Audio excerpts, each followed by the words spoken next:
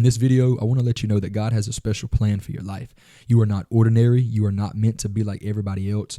And God has a specific plan that only you can fulfill. Welcome to Bible Braylon, and that's exactly what we're going to talk about in this video. I want to read to you 1 Corinthians chapter 12 and verse 18. The Bible begins to read, "But now hath God set the members, every one of them, in the body, as it hath pleased him."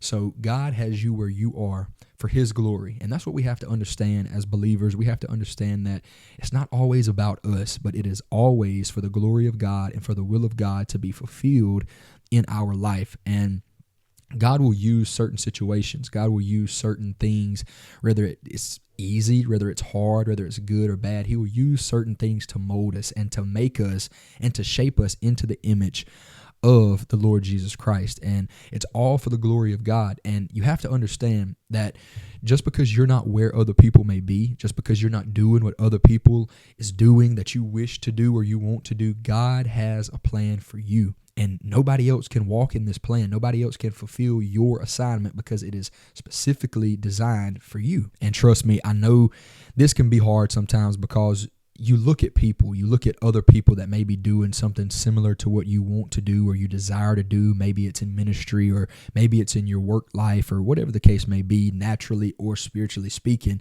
You see others and you compare yourself to other people. And that is one of the biggest things that hinders us as believers when we start trying to compare ourselves. You have to understand that God is in full control. God is the one that gives life and takes life. He even said in the book of Isaiah that I create peace and I make evil. I do all things. So we have to understand that it's God that opens a door. It's God that closes a door. And we have to be very careful that we're not boasting in ourselves. We're not boasting in our ability and who we are and what we can make happen, what we think we can do because we're so righteous and so good and so big and bad, so to speak, because it's not about that. It's about doing what God has called us to do. The Bible lets us know in another place that obedience is better than sacrifice. And I'm even speaking about myself here, guys, because there's been times where in my prayer time with God, the Lord knows the plans and the intentions and the desires that I have to do things even for him, even doing good things. But I have to keep it in my mind and in my heart and in my spirit that if it's not the will of God, if it's not the plan of God for my life, no matter how much I desire a good thing, no matter how much I want a good thing that I'm doing for God, if that's not what he has for me, if that's not who he has called me to be and what he has called me to do, then I have to align my heart, align my spirit with the will of God. And we have to be very aware of what the will and plan of God for our life is. And how do we know that? We know that through a relationship, a personal relationship with God, through reading our Bible, through prayer, just staying in tune with God. And he will begin to lead and guide us into all truth.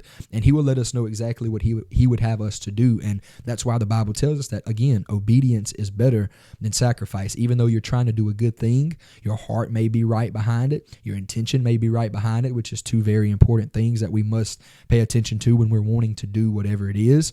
Even if everything is right, if that's not what God has for your life, then that makes it wrong. Because if God has not graced you to do something, then you're not going to be operating effectively in that area because you're not graced for that. So that's why it's very important for us to say, Lord, not my will, but your will be done. Whatever your plan is, God, teach me to know your plan. Teach me to know your ways. That's a prayer that I pray every single morning, just asking God to teach me to know his voice, because he said his sheep know his voice and a stranger they won't follow, and teach me to know his ways and the things that he would have me to do.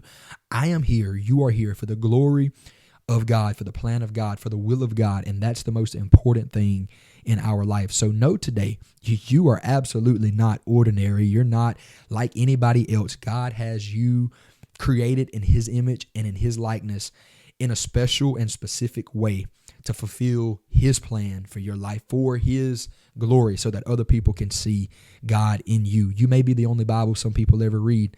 So what are you saying? You may be the only testimony of the Lord Jesus that some people may come in contact with. So what is your testimony today? So remember that you are not ordinary, but God has a plan for your life. Be encouraged today. I'm praying for you. Please, if this video has helped you any at all, subscribe to this channel and help me spread the good news of the gospel of Jesus Christ to the world. That is my mission, and I cannot do it alone. And share this video with somebody that needs to hear it. I'm genuinely praying for you. I don't want to be a stranger through a camera, but I lift you up. I lift up every subscriber and every viewer before the Lord in prayer daily, and I'm praying that God will have His way and let His will be done in your life for His glory, and I ask you to do the same for me.